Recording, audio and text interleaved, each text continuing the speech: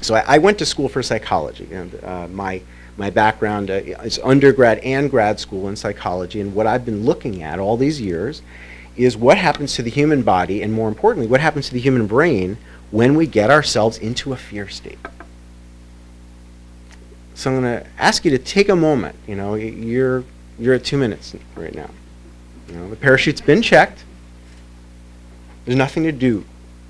You're getting ready to go. Right? Hopefully, the first thought that pops into your head is, I need to breathe better. I need to let my shoulders back down from my earlobes. I need to open my fists. I need to relax. And the skill of relaxing in the context of danger, and I don't mean this only to be physical danger, because of course most of the dangers that we take on, most of the ones that shape our world, are not physical dangers, right? Most of them have more to do with the heart, choosing compassion over fear. That's the real scary stuff. You know, why do we live in the world that we do right now? It's improving. Clearly, it's growing. The human heart is expanding. But it's not there yet. We're not in a state of flowing love everywhere you go. I mean, there's war, there's callousness, there's thoughtlessness, aggression, a lot of stuff we'd like to leave behind.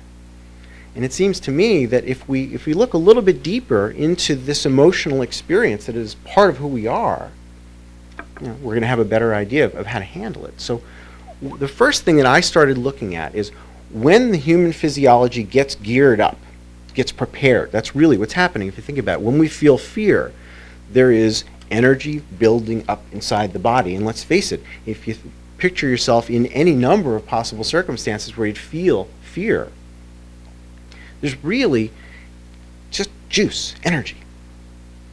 Where that energy goes is partially up to you and partially up to the context. If you leave it up to the context, you have the unholy trinity, that I call it.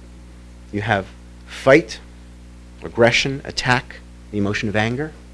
You have flight, which you could express in terms of the general concept of fear, running away, feeling like you're in trouble and you can't handle yourself, escaping. To where, we don't know, just running away. Bars are full of people that are trying to escape. Is that the healthy answer? Not necessarily. Is getting angry at people a healthy answer to feel a feeling of fear because you're late for a deadline and you snap at your coworker? No, it doesn't work. And yet, something in us says, let's engage in this scrappy sort of dichotomy of the attacker or the retreater, the predator and the prey, if you will. This is something that's natural in all human beings, and if you look at it, I think it's in every living organism. Even trees fighting over light. But there's one other possibility. One other thing that I think we need to consider a little bit deeper, and we're just now starting to understand how this works in the human body. The third possibility is to not engage this, but to disengage, to cut off ourselves from the situation and essentially hide. And if you think about it, in mirroring nature, we do it. We stop processing.